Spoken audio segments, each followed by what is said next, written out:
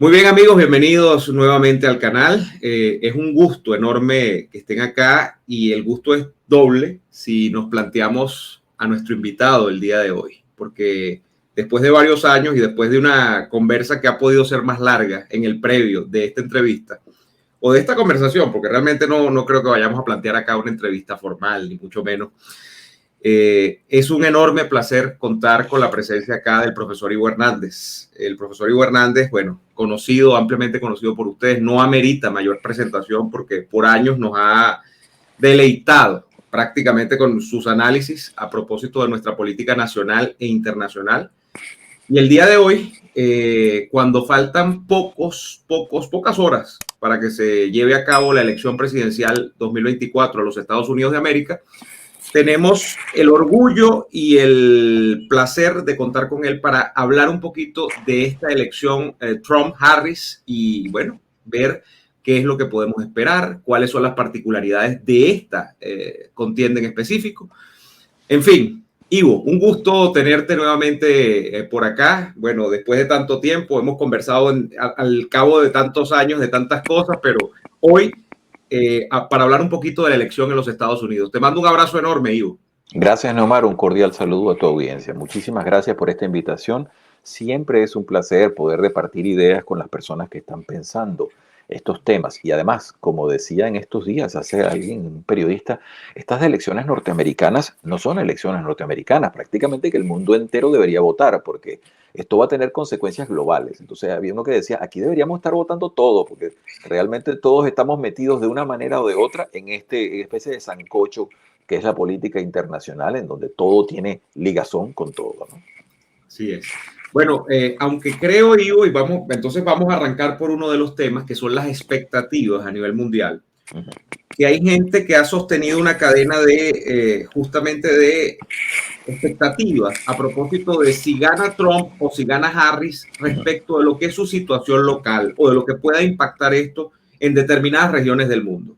Y nos vamos con dos casos o tres casos, podemos poner paradigmáticos. Por ejemplo, podemos hablar del caso venezolano, pero podríamos hablar también de lo que sería el desarrollo del conflicto en Ucrania, luego de la invasión rusa, o podríamos hablar de lo que ahora parece una escalada que uno no sabe si va a terminar en efectivamente una confrontación que se prolongue, que así parece que será, ya me lo dirás tú, en el caso de las agresiones que ha sufrido el Estado de Israel y las respuestas que ha generado en contrapartida aquello, ¿no? La última, por cierto, hace pocos días, donde abiertamente Israel decide atacar territorio iraní en respuesta a los ataques que previamente el Estado iraní, ya no a través del proxy de Hezbollah ni de Hamas, sino directamente el Estado iraní, atacó a Israel mandándole 200 misiles balísticos hace, creo que ya como 2 o 3 semanas. Entonces, ¿cuáles son realmente las posibilidades de que esa elección impacte sobre zonas como esta o sobre temas como este, el venezolano, el conflicto en Medio Oriente, Oriente Próximo y el conflicto en Ucrania? ¿Hay posibilidades de que uno u otro presidente, en este caso, determinen una política diametralmente distinta y si estemos en presencia de una Casa Blanca que se va a comportar diametralmente distinto, de manera diametralmente distinta si es Trump o si es Harris en estos temas? Bueno, es excelente. Permíteme, por cortesía, empezar de manera inversa para terminar hablando de casa de último, es decir, del tema venezolano, que sería en el cual ambos somos anfitriones, hablar de último. Voy a empezar por el tema del Medio Oriente, porque ahorita Blinken, el secretario de Estado norteamericano, acaba de hacer su visita 11ª a la zona. Imagínense ustedes, el sujeto ha estado en los últimos años 11 veces. Esto revela varias cosas. Esto revela primeramente lo que todo el mundo sabe, que el presidente norteamericano no ha estado en sus funciones cabales. Entonces uno se pregunta, ¿quién gobierna? Porque ese es el gran tema. La gente cree que uno dice esto por favorecer a uno u otro candidato. No, es que en términos absolutamente concretos, uno nota que la gran potencia mundial que existe, que es los Estados Unidos, porque China todavía no figura, digan lo que digan en todo esto, más allá de ser una economía pujante, los Estados Unidos son la potencia, el ejército mundial. Entonces, está totalmente acéfala. Eso es una cosa que por supuesto va a cambiar, porque las democracias tienen siempre como función un momento de máxima debilidad, y su momento de máxima debilidad son las elecciones. La democracia como sistema ya de por sí es un poco débil, pero el momento de mayor debilidad, cuando se puede decir que el pollito está pequeñito y no tiene plumas, es en las elecciones. Es allí donde puede suceder todo punto de quiebre.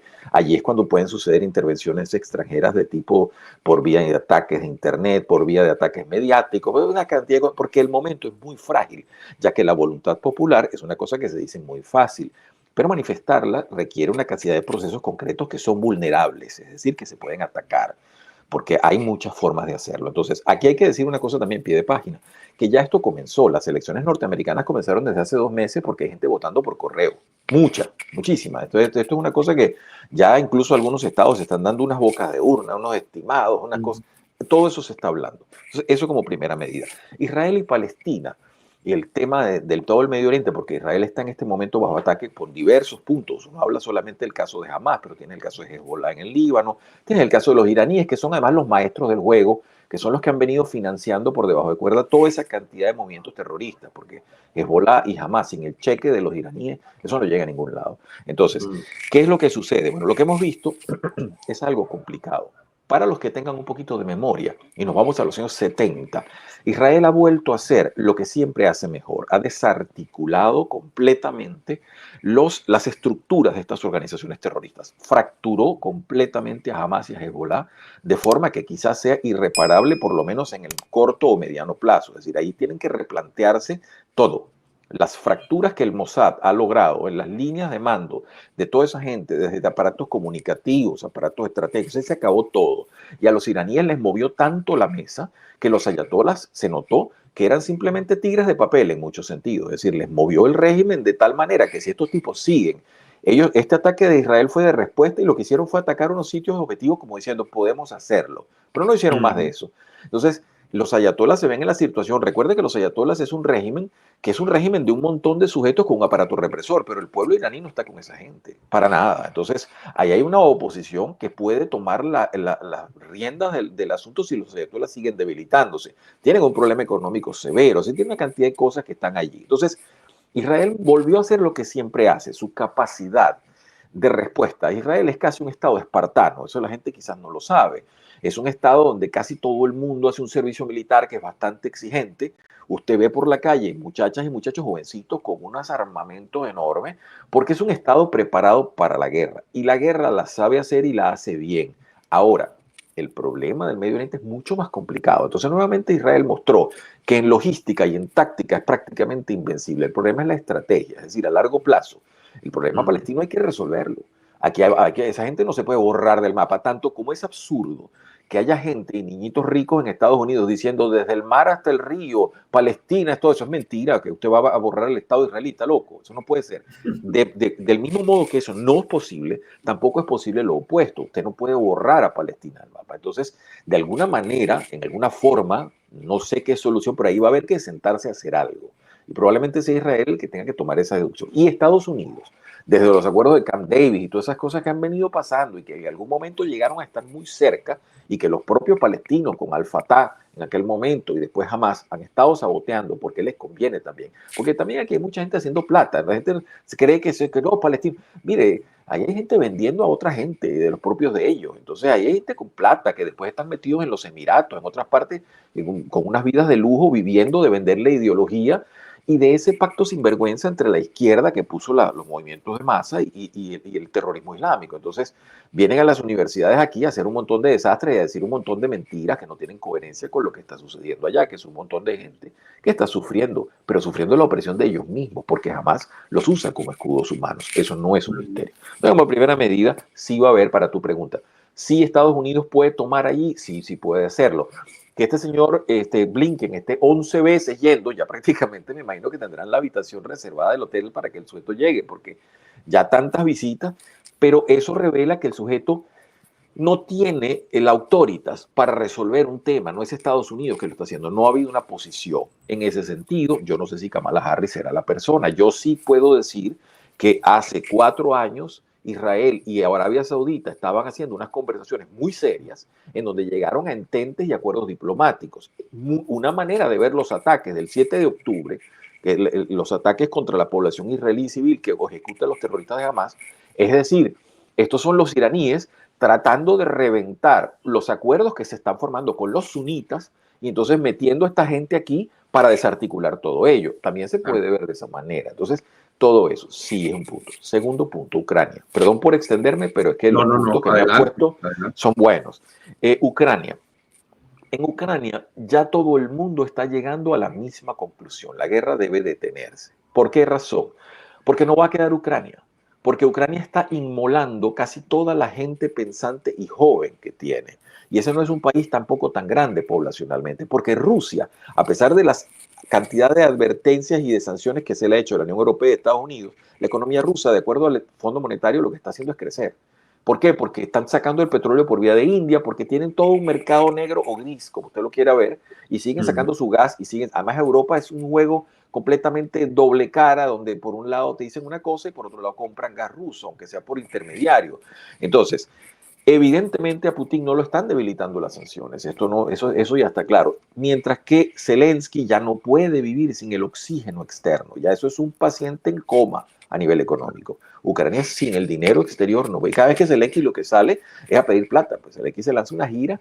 Trump lo llamó el otro día el mejor vendedor del mundo porque el sujeto da unas giras y vuelve lleno de plata, ¿no? Entonces, ¿cuánto tiempo más vamos a poder sostener eso? No se sabe. Los Estados Unidos tienen un proceso inflacionario en parte por las erogaciones masivas que están haciendo con respecto a Ucrania. Y los europeos, que son siempre los vivos de la partida, les conviene mucho eso, porque el problema ucraniano realmente es un problema para Europa. Estados Unidos eso no lo toca de nada. Entonces, ellos invocan a la OTAN para que Estados Unidos salga a pagar el grueso del cheque.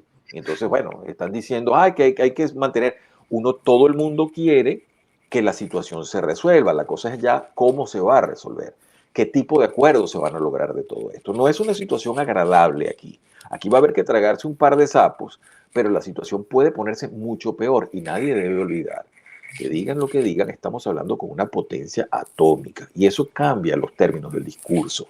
Que la gente ya se olvidó, mi generación está muy pergreñada de esa situación atómica. Cuando yo estudiaba en la primaria, había ejercicios antiatómicos. Yo tengo la oportunidad de vivir en un país extranjero y en Europa se hacían ejercicios antiatómicos a los niños, nos mandaban a meter debajo de los pupitres y toda una historia, y nos daban un vasito de leche por aquello del yodo y todas aquellas historias. Entonces, es muy importante que la gente entienda la gravedad de esto, que es un conflicto que puede escalar. Esto no son amenazas de perros que ladran. Estos son perros que no ladran y que si llegan a morder, la infección es total.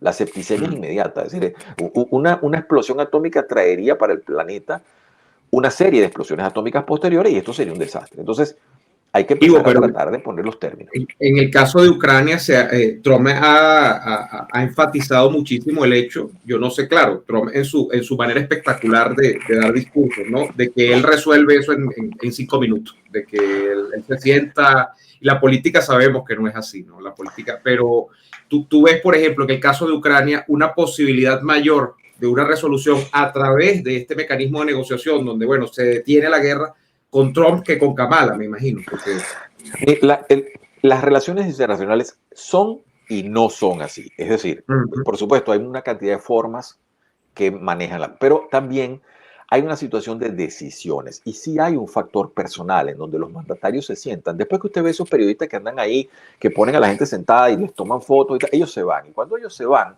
usualmente queda el intérprete, algún ministro y el mandatario. Y las conversaciones pueden llegar a ser muy descarnadas. Muy descarnadas. Es decir, se hablan las cosas como se tienen que hablar y la gente dice, mira, no hay plata o sí te vamos a dar esto, no te vamos a ayudar en nada.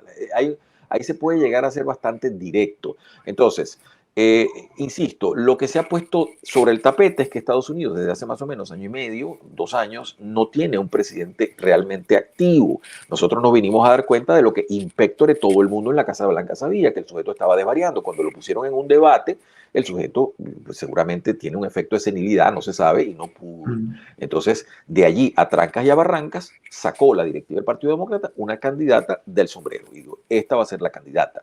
Cosa que también, pie de página, esto debe tener a mucha gente dentro del Partido Demócrata de la misma generación de Harris mordiendo el freno, porque había gente, por ejemplo, Gavin Newsom, el sujeto de California, que lo hubiera podido decir, bueno, ¿y yo por qué no puedo ser el candidato? Yo tengo la misma edad, yo fui gobernador, en fin, había gente que tenía aspiraciones y entonces alguien dijo, no, la candidata es esta, señores, si les gusta bien y si no se van a sus casas y ya está. Por aquello digo de que los cogollos no son solo venezolanos. La gente cree que los Bueno, partidos políticos tienen una estructura y un funcionamiento solamente en Venezuela, ¿no? La ley de hierro sí, famosa sí, pero de la no. oligarquía No, existe. porque Sí. en Estados Unidos sí ha sido profundamente. Este país tiene varias culturas muy acendradas. Una cultura muy acendrada aquí son las ruedas de prensa. Otra cultura muy acendrada son los debates políticos. Y otra cultura son las primarias. De hecho, yo estaba el otro día viendo que candidato demócrata lo pusieron así, lo entubaron y lo pusieron. Ha habido pocos casos, porque generalmente se baten duro en las primarias, como es un país federado, como cada estado tiene sus liderazgos y tal, entonces al final tienen la manera más pacífica es poner a la gente a que debata entre ellos. Hay debates de primaria y eso, por cierto, esta señora Harris en el 2020, a ella la noqueó Tulsi Gabbard. Eso fue un knockout fulminante. Para quien tenga la oportunidad puede buscarlo en YouTube. La señora no sacó ni un voto. Tulsi Gabbard se la comió cruda en pedacitos y la sacó de la carrera. Entonces, hay que recordar eso para tratar de entender. Yo recuerdo, creo que es en el 52, creo, yo estuve viendo un candidato, creo, no sé si es Adlai Stevenson, por ahí hubo un tipo que lo sacaron así entubado, pero fueron unas condiciones muy particulares, históricas. Es decir, había una condición y entonces había que sacar un candidato y todo el mundo se puso de acuerdo y dijeron que sí. Pero no es una cosa que sucede a menudo, al estilo venezolano, digamos, eso de que este es el candidato, chico, ya está. No, no, no. Estados Unidos tiene una democracia interna sólida y muy funcional, es la democracia más vieja del mundo, y entonces sí funcionan las cosas. Por eso es que esto también ha pegado. Lo que pasa es que la disciplina del Partido Demócrata es tal que ellos se ve que las discusiones las tienen puertas adentro, pero como cuando los padres se divorcian, las discusiones son adentro, pero cuando sale está todo el mundo reído y dice, hemos decidido que, y ya Sí, en está. conjunto. Exacto, hemos Bueno, para decidido darte que. la razón, Ivo, para darte la razón, de hecho, si llevamos la discusión a la acera del frente, a los republicanos, Trump realmente no era, o la reelección de Trump no era la jugada propia del aparato, digamos así, existe un aparato que siempre lo hay republicano, más bien se trató de trabar esto, pero Trump se convierte en una fuerza de la naturaleza, por decirlo de alguna manera, dentro de la realidad republicana, y yo lo veo así, no sé cómo lo ves tú, pero termina siendo una especie de, pues, no hay remedio de que los republicanos tuviesen que aceptar que Trump iba a ser candidato otra vez. Pero yo creo que o sea, ese razonamiento que tú estás trayendo aplica muy bien en el caso de los republicanos, como aplica muy bien a otras presidencias demócratas. Por ejemplo, cómo llegó Bill Clinton a la escena política. Bill Clinton tampoco era un favorito dentro de los demócratas. Jimmy Carter tampoco lo era en su momento, lo subestimaban, venía de un estado por allá donde nadie le prestaba atención, de Georgia, ¿no? O sea, estamos hablando de una situación en la que efectivamente tengo que reformular lo que he dicho porque digo, tienes razón, generalmente se dan los batacazos, como no se dan en muchos casos en partidos políticos más de nuestra cultura hispana, ¿no? Donde hay una imposición a veces desde el centro de los candidatos. No, y además, en el caso de Trump, quiero después retomar, porque dije Israel, dije Ucrania, me falta el Falta venezolano, pero Venezuela. me quedo con el tema tuyo de Trump un momento. Lo que sucede con Trump también a nivel nacional en Estados Unidos, de parte sobre todo de las grandes élites de las costas. Siempre cuando usted piensa en Estados Unidos, le digo a los amigos oyentes, trate más o menos de entender que Estados Unidos es un país, es un continente, eso realmente de país no tiene, es un continente y hay tantas diferencias internas como las puede haber en Latinoamérica, es decir, una persona que vive en Caracas con una persona que vive en la Asunción, en Paraguay, por ejemplo, que son, los dos hablan español, pero los dos tienen una idea del universo, puede ser bastante distinta, ¿no? Eso pasa en los Estados Unidos también. Entonces, aquí se tiene un país en las costas, que son usualmente las élites universitarias, ¿no? Las grandes élites que están en la costa este, la costa oeste. Si quiere, meta Texas allí. Florida es un caso aparte que cayó del espacio, eso es otra cosa que la. Y tiene el país del medio, ¿no? Entonces, el país del medio es otra cosa muy distinta. No vive casi gente en ese país del medio. Es un país que tiene un par de ciudades grandes por ahí, pero hay grandes planicies y grandes partes, unas montañas en el medio y tal, y que se vive poca gente. Entonces, ese país para entrarle a nivel de política es difícil. Y Trump es un sujeto donde todo el mundo tiene una especie de sentimiento de culpa, sobre todo las grandes élites, porque ellas lo hicieron. Trump le pasó así como aquello del monstruo Milton, que decía unas gotas de caldo de araña, un leve toque para el corazón. Lo hicieron los grandes medios, ese es un sujeto. Él viene de la empresa, del mundo de las empresas inmobiliarias, de construir edificios y tal y qué sé yo. Y entonces el sujeto es un sujeto muy particular y altamente inteligente. Yo creo que ha sido subestimado diversas ocasiones, en donde mucha gente pensó, no vale, ese señor no va a llegar a ningún lado, eso es un sujeto altamente inteligente que captura, además tiene un olfato mediático muy particular y es lo que algunas personas llaman un toro toreado. Es decir, el toro toreado se diferencia de los toros. El toro normal, usualmente, cuando embiste, cierra los ojos por la violencia con que va. El toro toreado no, el toro toreado ya sabe cómo es la cosa y dice, no, ese trapito no, hay que tumbar es al tipo. Entonces, el toro toreado, que es en este caso, él mismo lo ha dicho. Es decir, en la primera presidencia a mí me pusieron un montón de gente que me la puso el partido y tal y qué sé yo. Ahora no, ahora yo sé. Él decía incluso de una manera medio cándida, yo cuando llegué a Washington la primera vez yo había venido como 6 veces a esta ciudad, yo no la conocía muy bien. Entonces ahora en ese sentido viene con los dados más cargados.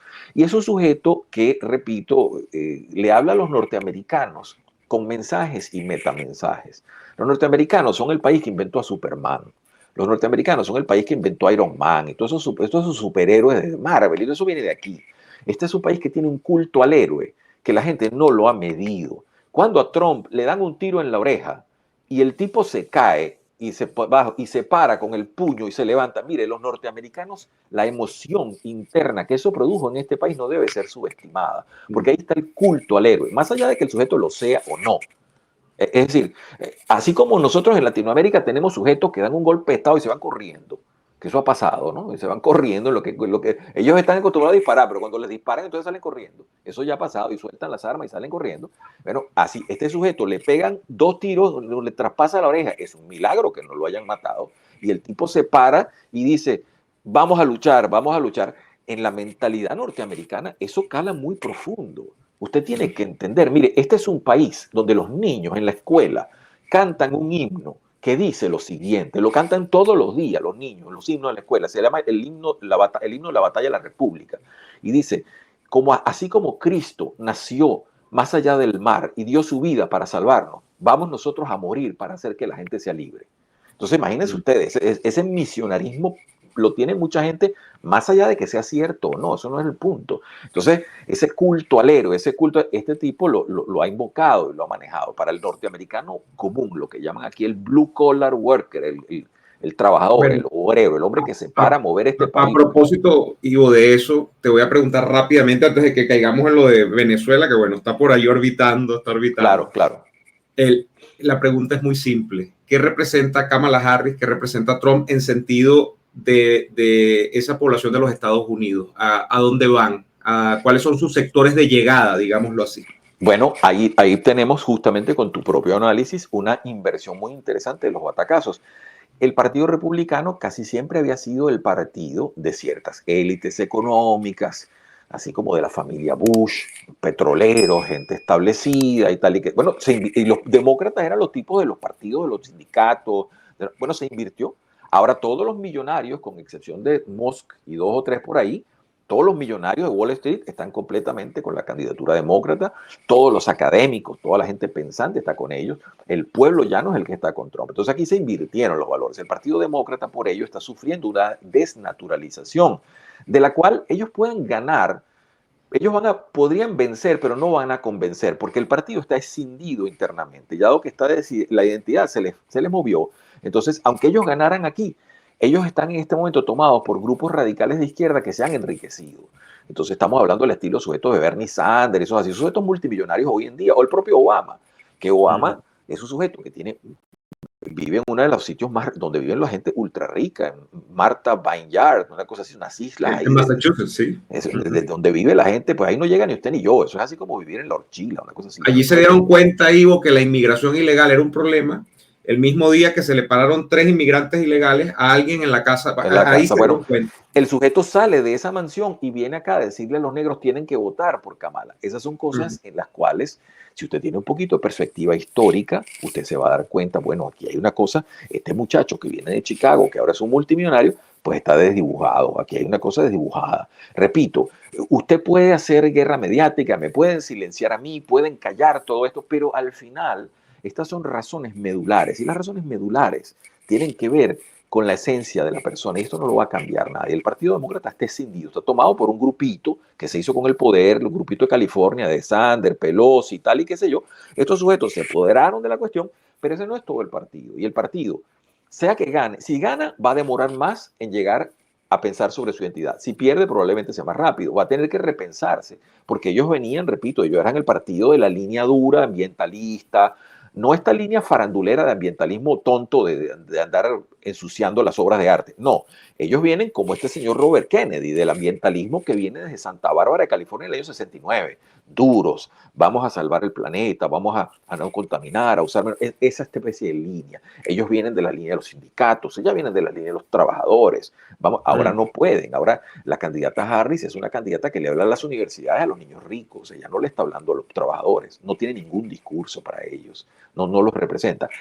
Invirtiendo este caso, Trump, que es un populista natural, entonces en cambio se siente completamente en su... Le dicen que ayer Biden en uno de esos dislates, cuando se le salen unas cosas, dice que son basura los seguidores. Bueno, entonces el sujeto inmediatamente agarra un camión de basura y se pone a hacer una candidatura desde un camión de basura.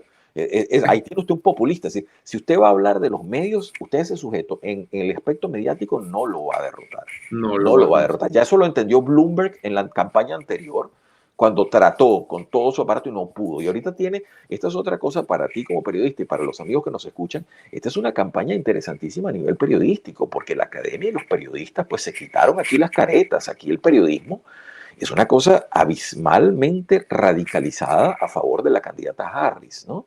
Entonces, ya no es una campaña, como no tienen un candidato, porque esta señora prácticamente la maduraron con carburo rápidamente de la noche a la mañana, es pobrecita, mira, tú eres la candidata y ya está. El sujeto, bueno, se les está deshaciendo en las manos ella porque no había sustancia previa. Y entonces la campaña es contra Trump. Y quien vive en los Estados Unidos puede atestiguar que aquí se trata de denostar al candidato. Más allá de, repito, que esto no es preferencia, esto es lo que uno ve día a día. Es lo que se ve. Y de hecho, a propósito de tratar de ver más allá y de incidir en este punto de qué representan, hablemos de los candidatos a vicepresidente, que creo que dejan muy claro esto que tú acabas de decir, cómo se ha de alguna manera imbricado el Partido Demócrata dentro de ciertas agendas que no le son propias desde el punto de vista de la tradición, y cómo el Partido Republicano corresponde a otras agendas. Por ejemplo, cuando uno piensa en J.D. Vance, uno piensa en esta América profunda que tú acabas de describir. Bueno, de hecho, un hombre que se ha hecho famoso con un documental sobre los hillbillies, que son algo así como los montañeses estadounidenses. La película de su vida, es la película sobre su vida. Correcto. Es la película de su vida, la elegía del hillbilly.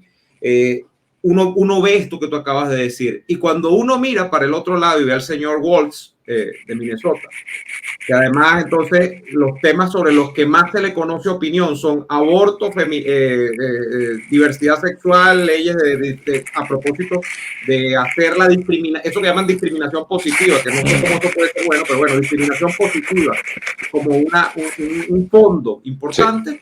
Bueno, uno entiende eso que tú acabas de decir, cómo se han desnaturalizado ciertos discursos tradicionales y cómo la cosa, por otro lado, pinta hacia unos partidos que en los próximos años probablemente uno va a tener que hablar del Partido Republicano que dejó Trump, que va a reconfigurarse o está reconfigurándose, y el Partido Republicano que dejó, yo no diría Biden, yo diría Obama, o sea, el partido Demócrata que dejó Obama y que han dejado además ahora todos sus sucedáneos, ¿no?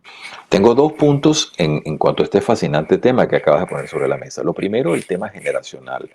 Vance es un sujeto de tu generación, Valls es un sujeto de mi generación. A mí me complace mucho ver a Vance porque como he trabajado en las universidades en los últimos 25 años, este sujeto que escasamente cifra 40, creo, 41 años, algo así o quizás menos, es un sujeto que corresponde a lo que yo ya había visto generacionalmente hablando en diversas universidades. Me parece un sujeto muy articulado. Es esa gente que ha sido subestimada. Estas unas generaciones que han sido subestimadas y que son muy elocuentes. Son las generaciones que nacieron con internet en la mano, ¿no? Y son sujetos muy particulares y muy formados. La relación entre tú y yo es que yo pertenezco a la generación de la televisión, tú perteneces a la generación que ya nació con las computadoras. Es decir, tú tienes en la memoria más vívida de tu infancia, tú tienes que haber visto ya una computadora. Yo, en cambio, nací con la televisión. Lo mío, mis primeras memorias son las comiquitas de los sábados en la tarde y todas esas cosas que yo no tenía. Yo vine a ver el primer fax y ya era un adulto.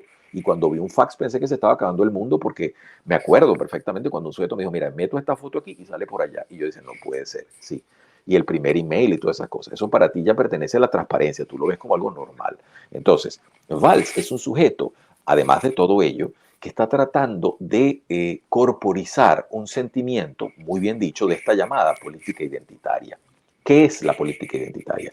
Eso es una cosa muy interesante y más profunda de lo que la gente cree. Los partidos de izquierda a nivel mundial se estrellaron contra la pared. Todo lo que ellos decían que iba a pasar, todo lo que sus grandes profetas, meta usted al que quiera, meta a Gramsci, meta Marx, meta a Lenin, meta Georgi Lucas, meta no sé a quien usted quiera, todo lo que esos tipos decían resultó que eran pistoladas, que todo eso se cayó, que cuando la Unión Soviética se cayó, lo que había era un cascarón vacío de un montón de gente alcoholizada y embrutecida por un régimen que los tenía muy oprimidos. Entonces, ¿qué pasa? Yo comparo eso a una película hace muchos años que hubo con Antonio Banderas, donde él era un jesuita que lo llamaron a Israel porque habían conseguido unos huesos que podían ser los huesos de Jesucristo, ¿no? La película especulaba sobre esa idea. Entonces, ¿por qué hago el paralelismo? Porque en la película se dan discusiones de altísimo nivel en el Vaticano, donde Antonio Banderas corporiza a un sujeto que es un especialista en antropología y tal, y que eso, y lo mandan para allá, porque altísimo nivel del Estado de Israel, comunicándose con el Vaticano, dice, mira, aquí tenemos una cosa, no sabemos qué, manden a su gente a ver, nosotros no queremos publicar nada. Entonces, la película juega con la idea de que imagínense qué pasaría para el cristianismo si aparecieran los huesos de Cristo, es decir, se acabó toda la histeria de la resurrección, se acabó todo. Bueno, eso le pasó al comunismo. Todo aquello de que la historia, la lucha de clase era el motor de la historia, de que los protestantes, todo era mentira, todo era falso. Entonces la izquierda, los más astutos, estando en Francia, que ya olían el desastre, se replantearon todo esto. Dijeron, bueno, vamos a seguir profundizando las contradicciones de la sociedad, lo que llaman las contradicciones orgánicas. Entonces, ¿qué nos queda? Bueno, quedan un montón de cosas de identidades. Entonces, esas identidades son blancos contra negros, ricos contra pobres, ya no nos sirve mucho, hombres contra mujeres, y empezaron a acentuarse eso. Y a todo esto empezaron luego unos lobbies que ellos tomaron para sí, se apropiaron del lobby feminista. El feminismo es una cosa de los liberales del comienzo del siglo XX, donde las mujeres decían, queremos nuestros derechos, no queremos privilegios, queremos que nos pongan de iguales, ¿no? Entonces, lo mismo le pasó a los negros. Nosotros queremos derechos, los años 60, queremos ser tratados como iguales. Entonces, esto degeneró en una política identitaria que paradójicamente revirtió todo. Entonces, ahora no, queremos espacios para negros, espacios para chinos, espacios para indios, espacios para latinos. ¿Qué es eso? Se trataba justamente de homologar todo en una gran masa, no de hacer gaveticas. Entonces, la izquierda ha tratado de promover eso y se disparó en el pie, porque eso al final no vuela. Entonces, las universidades compraron ese lobby, se está estrellando, eso lo llaman aquí adentro diversity, equity, inclusion, diversidad, equidad e inclusión. Y lo que la gente no se para a pensar, dice, ajá, diversidad dictaminada por quién, equidad decidida por quiénes, inclusión bajo qué términos. Entonces, al final siempre hay un mago maestro que está moviendo las cosas y que dice, aquí se maneja el guarapo de esta o de esta manera. Entonces, ¿qué quiero decir con esto? Que son movimientos antinaturales respecto a la sociedad y que, bueno, muy bien, la izquierda compró eso y lo trata de forzar. Si usted quiere hacer una campaña de la primera potencia del mundo en base al aborto, bueno, mire, eso yo creo que el aborto es un tema importantísimo. Ahora, creo que hay temas mucho más importantes que tienen que ver con la supervivencia del planeta. Es decir, el aborto es una cosa importantísima a un nivel, pero hay unos temas que lo rebasan, que son fundamentales y los cuales Estados Unidos tiene mucho que decir. A este señor Tim Walz, yo no le he escuchado un discurso a profundidad sobre la posición de los Estados Unidos en el mundo. Y esto es algo que, viendo el primer punto que tú me planteaste, ¿qué va a pasar con Israel? ¿Qué va a pasar con Ucrania? ¿Qué va a pasar con Latinoamérica? Y por eso jugábamos al principio con la idea que aquí tiene que votar todo el mundo.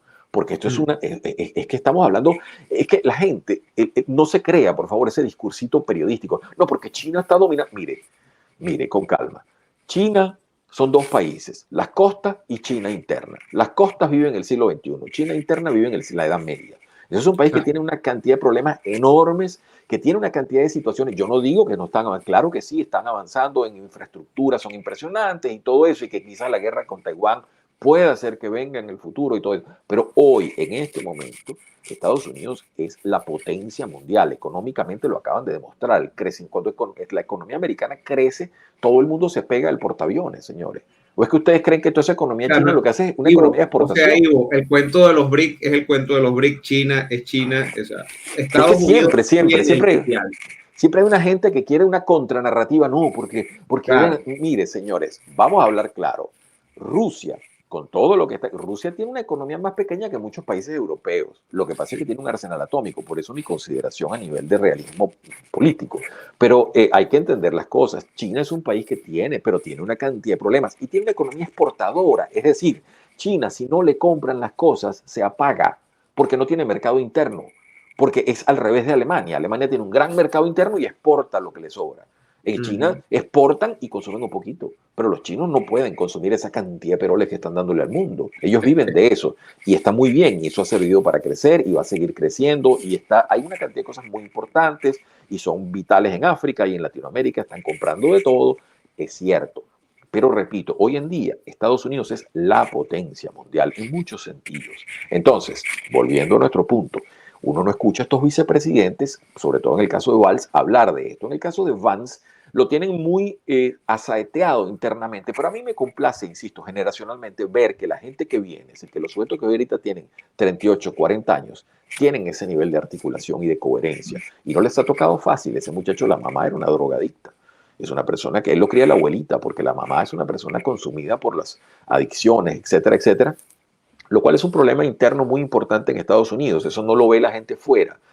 Aquí el norteamericano común es muy consumidor de pastillas porque se prescriben muchas cosas fácilmente. Le pasan en la televisión un montón de medicamentos y la gente aquí consumen con una alegría impresionante cantidades de antibióticos y toda clase.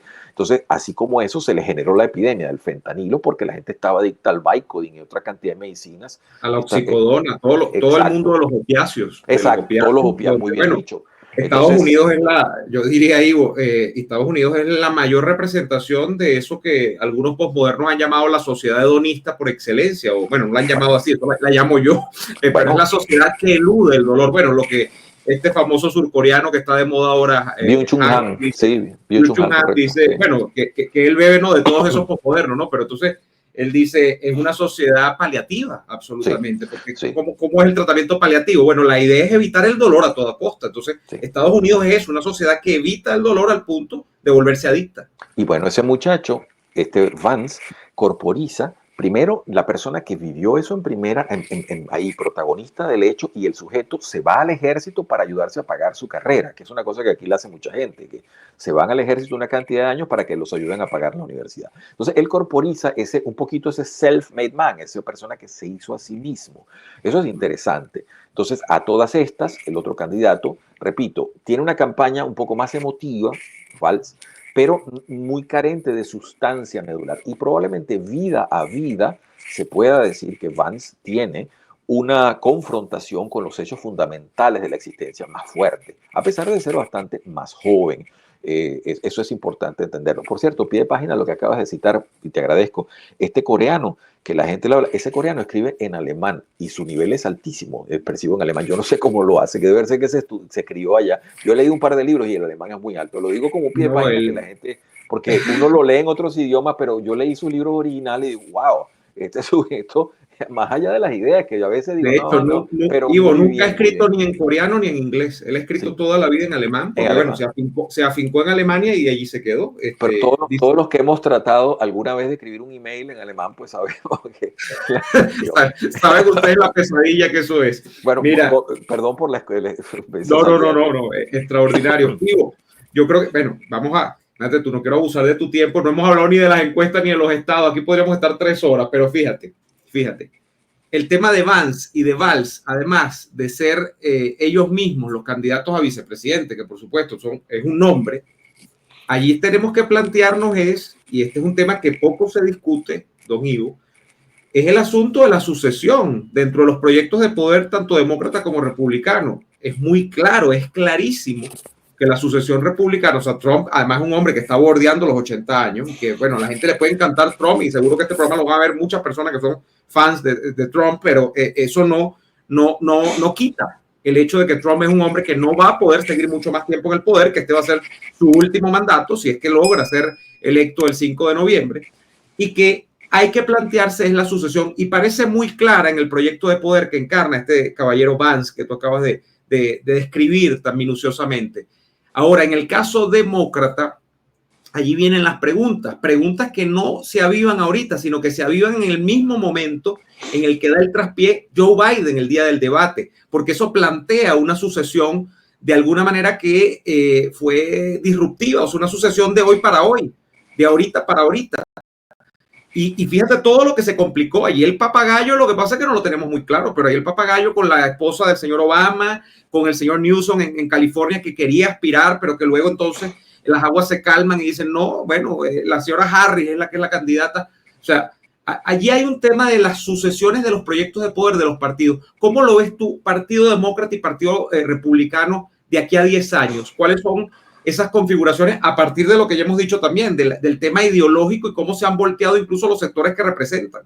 Pues lo primero que hay que recordar para esa perspectiva es que es un país federal, es decir, hay muchísimos liderazgos locales, hay sujetos, eso permite tamizar muchas cosas, porque por ejemplo había sujetos al estilo del gobernador de la Florida, que en un momento perfilaron muy bien y luego se fueron quedando con menos gasolina ante el populismo funcional que tiene Donald Trump, por ejemplo, ¿no? Entonces no era un sujeto joven, ese sujeto pudiera a futuro quizás perfilarse, pero hay sujetos como él en diversas partes, eso de parte del Partido Republicano. Muy bien dices tú que Trump está perfilándose para su último mandato. Yo quisiera decirle a las personas que nos escuchan que es una campaña electoral y está permitida una cantidad de disparates que son propios de las campañas y se dicen cosas. La única cosa que me parece un poco fuera de lugar es decir, como han dicho algunos demócratas, que este sujeto va a ser un dictador o que se va a acabar la democracia.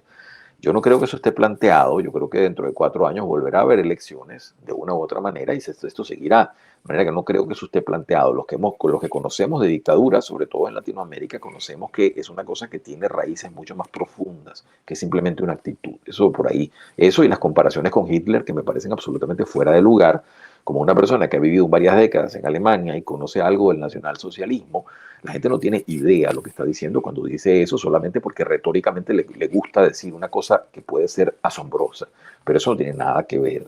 Quien estudia el nacionalsocialismo se da cuenta de lo que fue la capacidad destructiva de esa gente y que prácticamente es un milagro, no se puede decir de otra manera, que todavía queden judíos, gitanos y otros grupos, porque estos sujetos se habían propuesto eliminarlos, y no era juego de camino, esto es una cosa seria. Eso no se ha planteado en los Estados Unidos, aquí no están eliminando a nadie.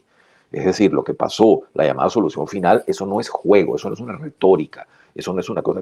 Cuando yo escucho a la gente hablar alegremente de esos temas, yo me quedo pensando, digo, bueno, pues este sujeto no debería exhibir su falta de educación de una manera tan abierta. Eso es feo. Seguimos adelante. Entonces, volviendo al punto republicano, ¿qué puede venir después de Trump? Realmente yo confío más en la estructura del partido.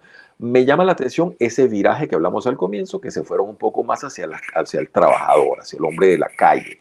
Eso replantea la identidad del partido. En el caso de los demócratas, me imagino, lo dije antes, si ganan, van a continuar, se va a afianzar, probablemente el grupo de Obama, Pelosi y toda esa gente va a tener un tiempo más de oxígeno para ejercer más poder, lograr más cosas. Vendrán, me imagino, censuras contra Twitter, ya lo han dicho, que quieren controlar las redes sociales, estas cosas ya lo han prometido, ¿no? Es una cosa que se va a materializar.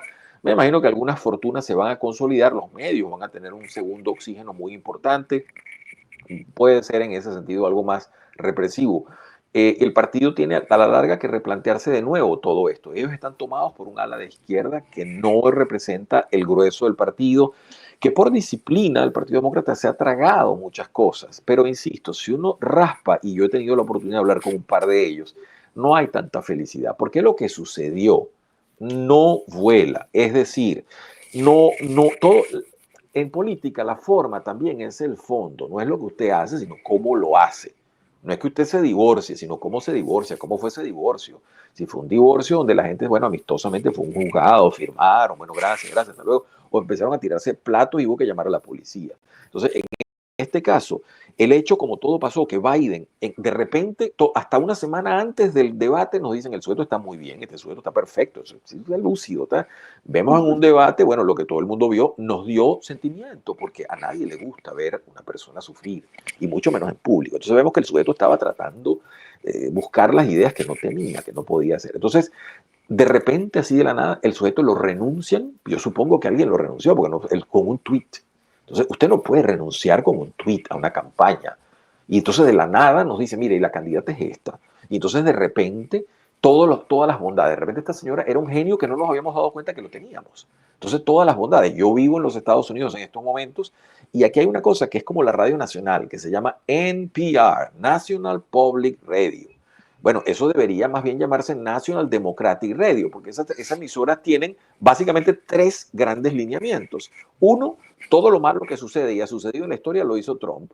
Todo lo bueno que puede suceder y que está planeado lo tiene Kamala. Y segundo, dennos dinero porque no tenemos plata. Eso, ahí terminan todos los grandes temas de esa radio. Entonces, uno se queda asombrado porque dice, bueno, pero esta señora era tan brillante, ¿cómo era que no nos habíamos dado cuenta? ¿Cómo es que tenía 3 años y medio en una oficina y nadie la había mirado? Porque realmente, entonces ahora la señora habla y dice cosas y tal. Por una parte. Por otra parte, nos da una rueda de prensa. La señora le tiene terror a los periodistas. Entonces, vimos unas entrevistas que le hicieron Oprah Winfrey, que era así como decían en Venezuela, picheo bombita, ¿no? Vamos a picharte bombita. Entonces, es así como que, Neomar, bateala ahí, toma. Entonces, claro, Neomar se disparaba un triple y tal. Claro. Exacto. O después, Anderson Cooper, que es un periodista muy, muy veterano de la CNN, que tiene, sí. Y sin embargo, uno puede ver de parte de Cooper eso que tienen los periodistas que hace la respuesta lo más suave, lo más potable posible, y sin embargo la señora trastabillaba, etc. No está acostumbrada a que la cuestionen, pues, digámoslo así. Entonces, sí.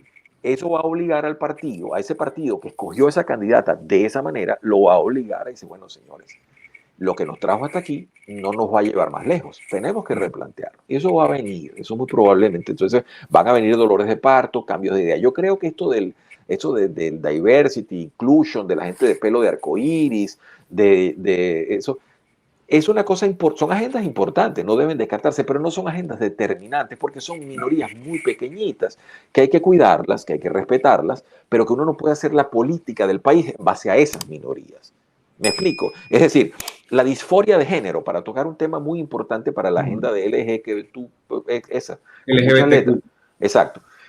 La disforia de género está contabilizada dentro de las estadísticas como un porcentaje que sucede en la población. Esa gente no está inventando el tema. Ahora bien, eso también ha tenido un factor replicativo por la televisión, porque la gente empieza a ver cosas y empieza a ver síntomas entonces en cosas que está viendo en televisión. Entonces los porcentajes, pero sin embargo, con todo y todo, estamos hablando de porcentajes poblacionales que no llegan ni al 1%. Entonces usted va a poner al 99% a hacer una política en base a esto. Usted le va a decir a la nación, señores, el problema de Ucrania lo vamos a solventar con un problema inclusivo. No. Entonces, repito, cada problema tiene que tener su validez, su razonamiento y sobre todo sin esa emotividad agresiva con que se tratan de manejar estos temas que no viene al caso. Aquí se trata de escoger un candidato con el cual la convivencia, la economía y la política exterior sea lo más fácil posible. Siempre va a haber problemas. Pero eso es lo que se trata. ¿Va a ser Trump ese sujeto? Yo no lo sé, honestamente. Mucha gente me acusa, me dice, no, porque tú solo hablas de esto. Yo lo que trato de ver, y me impresiono mucho, como alguien que hizo periodismo alguna vez, es una campaña en donde los medios, pero es que es una cosa que es realmente impresionante, impresionante. Cuando yo veo que MSNBC, que es una cadena muy grande aquí, MSNBC, este sujeto Trump hace una cosa aquí en el Madison Square Garden y entonces me sacan unas filmaciones de Nuremberg con Hitler. Y yo le digo, pero usted sabe lo que usted me está igualando. Es decir, Trump tiene muchísimos defectos, pero es que usted no entiende lo que es el nacionalsocialismo, usted no entiende lo que tenía en la cabeza esa gente, que además en su momento, créame, eran muy eficientes para el mal y donde la destrucción, la Gestapo no es juego, aquí no, en Estados Unidos no hay una Gestapo, y no hay una SS, y no hay una GSA, y no hay cuerpos paramilitares así. Si lo hubiera, no habría ninguna disidencia, no habría Black Lives Matter, no había nada de esas cosas. Es decir, ¿qué es lo que estamos tratando? Entonces, por la emotividad de una campaña vamos entonces a desfigurar la verdad. Uno le da todo eso mucho sentido. Entonces, para terminar esa pregunta, sí, creo que vienen grandes replanteamientos. En la era post-Trump del Partido Republicano, supongo que sujetos como Vance a mí me dan esperanza. Yo creo que él no está solo y debe haber gente de tu generación muy brillante que se está preparando y que se ha preparado además en un mundo duro. Es decir, no les ha tocado nada fácil. La generación de Vance la tuvo más fácil. Los años 70 fueron años más amables que lo que ahora vivimos, los 80 también. La generación tuya solo tuvo los 90 y los 2000. Entonces, son gente que ha comido duro, es decir, que ha vivido un mundo. Ustedes tenían una edad adolescente cuando Al-Qaeda reventó las Torres Gemelas. Sí. Exacto. Mientras que nuestra generación, la generación de Vance y eso, íbamos a la Torre Gemela con lo que podíamos ir a ver, ay, mira, móntate allá arriba en el ascensor y te tomas la foto. Era otro mundo. Pero Pero Ivo, mi generación además, y cuando hablamos de Venezuela, lo que ha conocido es chavismo y eso nos va a permitir cerrar esta conversación, porque bueno, no, fíjate, no hablamos de las encuestas, no, es que es muy largo, esto sería muy largo, pero hemos hecho, yo creo que lo que hemos hecho hoy o lo que has hecho tú, porque realmente no me atribuyo el crédito, es una radiografía exhaustiva de qué es lo que está detrás del escenario, ¿no? De esta elección. Venezuela y Estados Unidos. Ivo, muchos de nuestros compatriotas tienen acendrada todavía una idea en la que si gana Kamala se acaba el mundo, si gana Trump se abren las puertas del paraíso y que eso va a ser prácticamente automático. En una transmisión en vivo recientemente yo abordé personalmente el tema y yo dije que había que tener las expectativas muy aterrizadas, había que tener mucha conciencia, sobre todo por algo que ha sido la línea transversal de tu argumento el día de hoy, que es la enorme cantidad de problemas que tienen los Estados Unidos de América en el tablero de problemas justamente a resolver, donde Venezuela ciertamente puede estar, pero donde hay, como hemos mencionado y como ya habrá visto nuestra amable audiencia, una larga lista y donde no podemos pensar que somos el centro del mundo ahora. ¿Cuál es esa implicación y cómo la ves si gana uno, si gana el otro? Bueno, el tema venezolano siempre es un tema altamente emotivo, por razones evidentes. Hay cosas que se deben decir y tratar siempre, procurar un análisis lo más descarnado y objetivo posible. Eso es muy difícil, pero hay que tratarlo, ¿no? Porque es la única manera de entender cómo los demás nos ven a nosotros. Entonces, un punto de pie de página antes de comenzar. Eso que tú dices es cierto. Mucha gente apuesta a la agenda de Trump y dice este sujeto nos va a ayudar, etcétera. Kamala va a hacer más de lo mismo. Biden, fíjense que lo que ha hecho es ayudar a este sujeto. Les liberó a Saab, les dio las concesiones a Chevron, les quitó las sanciones, hizo todo o deshizo un montón de cosas que habían estado funcionando y que habían forzado aquellos diálogos de alguna manera, pues que eso mostraba que el régimen estaba un poquito arrinconado y entonces los tipos sacaban ahí a esos opositores de siempre que ponen que son la gente seria, porque Venezuela solo ha dado a esa gente seria, los demás somos toda una cuerda de payasos, ¿no? Esos son los serios de siempre, los sacan de los closets, aquí está el serio y tal, y lo sientan a hablar, ¿no? Siempre los mismos. Entonces, eso muestra que, bueno, los sujetos, pues el régimen estaba obligado por lo menos a hacer el sainete de que aquí estamos hablando, ¿no? Pues se quitaron todo eso, entonces ya no hace falta ni siquiera eso. Los venezolanos que están en la Florida, hay muchos apoyando a Kamala. De hecho, hay un grupo que antes se llamaban Venezolanos con Biden, donde habían unos sujetos que tenían muy claras aspiraciones aquí internamente y se quedaron vestidos, ¿no? Y entonces los sujetos estaban venezolanos con Biden y cuando Biden lo sacaron de la forma como lo sacaron, con este tweet y tal, entonces de la noche a la mañana yo vi el website, lo cambiaron, entonces son venezolanos con Kamala. Fue una cosa muy interesante porque eso revela más o menos la profundidad ideológica, ¿no? Del movimiento. Es decir, venezolano con el que me pueda dar algo. Pues, aquí no hay mucha teoría funcional. Sin embargo, hay gente seria que está apoyando la candidatura de Harris y es respetable eso. Algunos son demócratas de viejo cuño y tienen sus sensaciones, sobre todo con el partido de los trabajadores que venía atrás y todo aquello. Pues ellos ven de alguna manera en esto, se creen todo lo que les están diciendo. Obama está haciendo campaña más que Harris, es más activo él ahorita. Entonces, ellos están con eso. ¿Qué puede venirles para Venezuela? Venezuela es un país que ha cometido suicidio.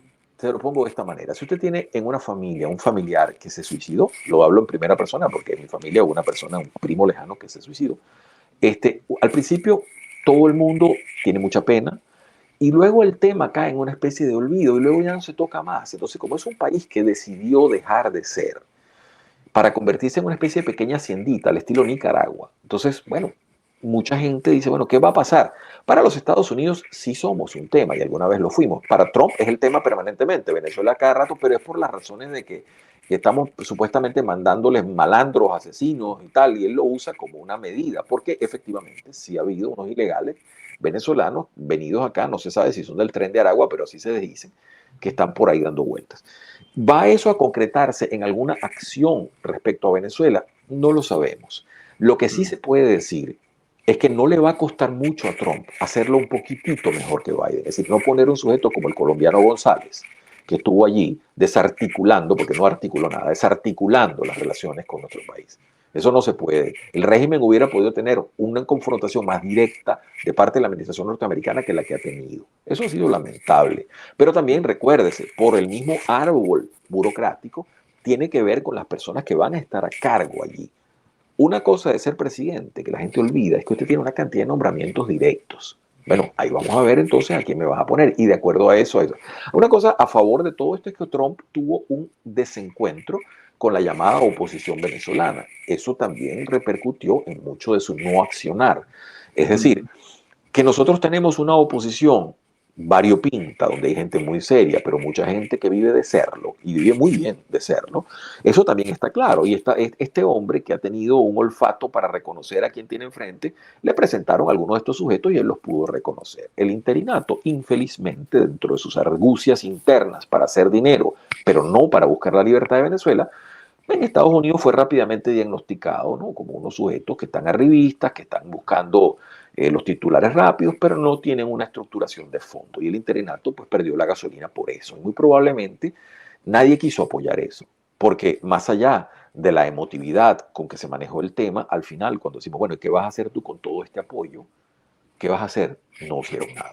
Terminó todo esto con unos sujetos viviendo en el exterior bastante bien y jugando tenis, etcétera, etcétera, pero para nada, pues, vindicando una opción de resistencia como lo que se había planteado. Y que Venezuela ya tiene más o menos claro todo lo que en algún momento debe venir. ¿Cuándo vendrá? No sabemos. Pero el gran problema que tenemos en este momento es que tenemos que, yo creo que lo ha hecho el movimiento de María Corina en cierta manera, pero también se ha ido desarticulando por razones que escapan a este análisis, desde el 28, con aquello de las actas y todo eso que se logró en ese momento, que era la vieja idea de súmate desde hace 10 años, por cierto. Todo eso, bueno, que los Estados Unidos en algún momento nos tomen con alguna seriedad, depende de la seriedad con que nosotros lo planteemos y los actores que llevemos, ¿no? Porque ya a estas alturas, después de 25 años de ver las mismas caras, que los hemos ido envejeciendo, ¿no?, lo hemos ver envejeciendo, pues ya sabemos más o menos.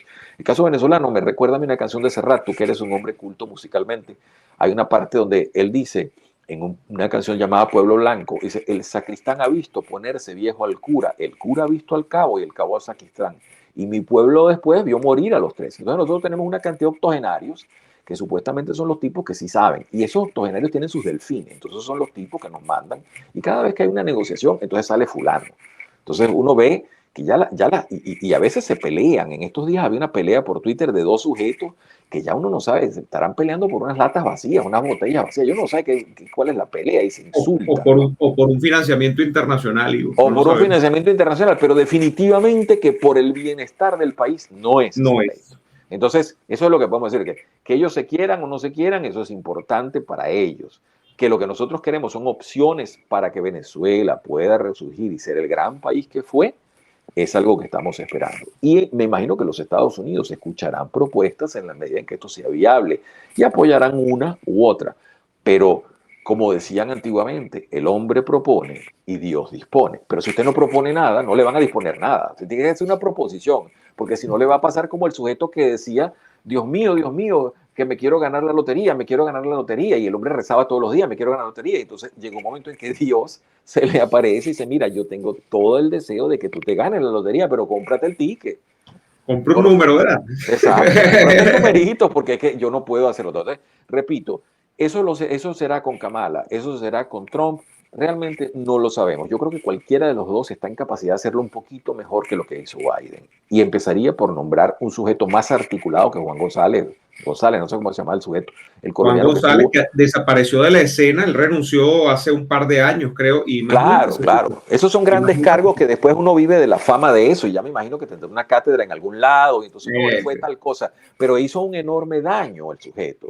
No sé si lo hizo sabiendo o lo hizo sin saber, pero en todo caso la resultante fue que dejó a Venezuela mucho peor que como la encontró y hubiera podido. Eso es lo que hay que jugar y ciertamente es así. Es así, es decir, aquí no hay cuestiones personales, entiendas una cosa, la política no se trata de pasión, usted no se está casando o divorciando con esta gente. Yo lo que estoy es tratando de ver lo que fue la ejecución de un programa. En el caso de Trump, ¿tendrá eso repercusiones para Venezuela? No sé, Trump ya tiene usted que entender, es un sujeto que tiene 78 años. Yo creo que lo ha logrado todo, es un sujeto prácticamente autorrealizado como empresario, como hombre de medios y ahora como político. Entonces, prácticamente su lucha sería con la historia. Yo creo que él ya debe estar pensando en qué voy a dejar yo como visión de historia, porque tampoco va a ser eterno. Entonces, eso por una medida. Kamala Harris, por su lado, ¿qué es lo que pretende hacer? Yo todavía no la conozco muy bien. Viene de ser un fiscal en California, no entiendo muy bien su pasado. Espero que tenga las asesorías adecuadas. Me imagino que sería como, me imagino que el obamismo y la gente de los Obama y toda esa gente que maneja el Partido Demócrata estará allí. ¿Qué tienen ellos para Venezuela? No sé. Eso es todavía una gran interrogante.